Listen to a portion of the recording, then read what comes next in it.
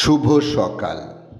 আজ 28শে চৈত্র 1432, ইংরাজির 12ই এপ্রিল 2026।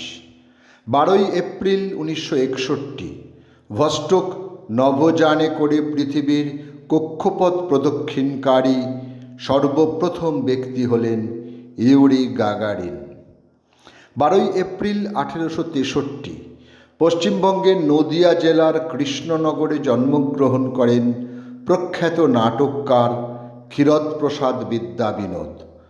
তাঁর সবথেকে জনপ্রিয় নাটক আলিবাবা 1897। আরব্য উপন্যাসের কাহিনী নিয়ে তিনি এই গীতিনাট্যটি রচনা করেন। তাঁর ঐতিহাসিক নাটকগুলির মধ্যে উল্লেখযোগ্য হল রঘুবীর, বঙ্গের প্রতাপাদিত্য, আলমগীর ও নন্দকুমার। ভীষ্ম ও নরনারায়ণ এই দুটি পৌরাণিক নাটক বহুল অভিনীত। 1900 সালে তিনি শ্রীমদ্ভগবদ্ গীতা অনুবাদ করেছিলেন। 12ই এপ্রিল 1875 বর্তমান বাংলাদেশের চট্টগ্রামের বোয়ালখালীতে জন্মগ্রহণ করেন বাঙালি সাহিত্যিক অতুলচন্দ্র দত্ত।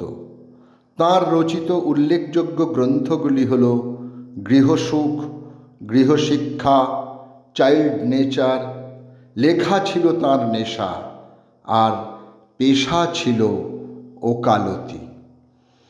ভারতের বিশিষ্ট ঐতিহাসিক ও প্রত্নতত্ত্ববিদ রাখালদাস বন্দ্যোপাধ্যায়ের আজ জন্মদিন।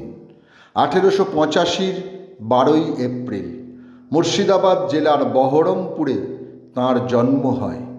মহেঞ্জোদড়ো সভ্যতার সুপ্রাচীন ধ্বংসাবশেষ আবিষ্কার তাঁর শ্রেষ্ঠ কীর্তি। কুষাণ সম্রাট কনিষ্ক সম্পর্কে তাঁর তথ্য প্রামাণ্য বলে বিবেচিত হয়। বাংলার পাল রাজবংশ সম্পর্কিত বহু তথ্য তিনিই আবিষ্কার করেছেন। স্থান বোম্বের জামনগর। সময় 12ই এপ্রিল 1917। জন্মগ্রহণ করেন বিখ্যাত আন্তর্জাতিক ক্রিকেট তারকা বিনু মানকার। দলে তিনি মূলত উদ্বোধনী ব্যাটসম্যান ছিলেন। এছাড়াও স্লো লেফট আর্ম অর্থোডক্স বোলিংয়েও পারদর্শিতা দেখিয়েছিলেন তিনি।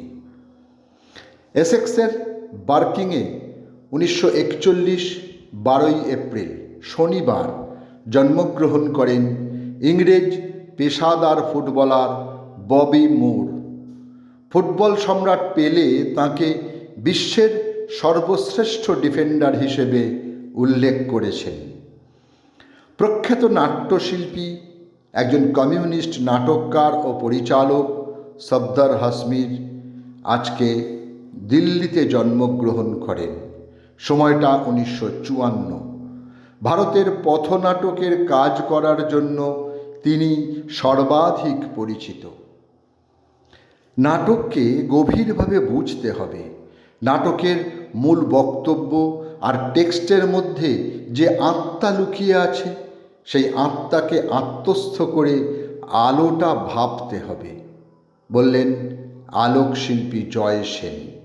তিনি আরও বলেছেন, আলোর মাধ্যমেই অন্ধকার সৃষ্টি করতে হয়।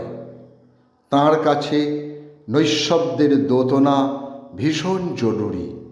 সৃষ্টিতে তাই অন্ধকার বড় বাঙ্ময়। শিল্পী জয় সেনের আজ জন্মদিন। সময়টা 1955।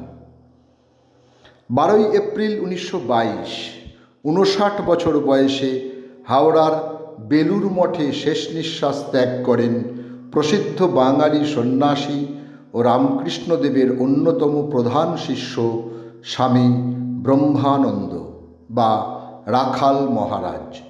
তিনি রামকৃষ্ণ মিশনের প্রথম অধ্যক্ষ। ঠাকুর তাঁকে রাখাল রাজা বলে ডাকতেন। 12ই এপ্রিল 2012 দুরারোগ্য ক্যান্সারে আক্রান্ত হয়ে পরলোক গমন করেন মোহিত চট্টোপাধ্যায়। তিনি ছিলেন একজন ভারতীয় বাঙালি নাটককার, চিত্রনাট্যকার ও কবি। সকলকেই আমার আনত প্রণাম।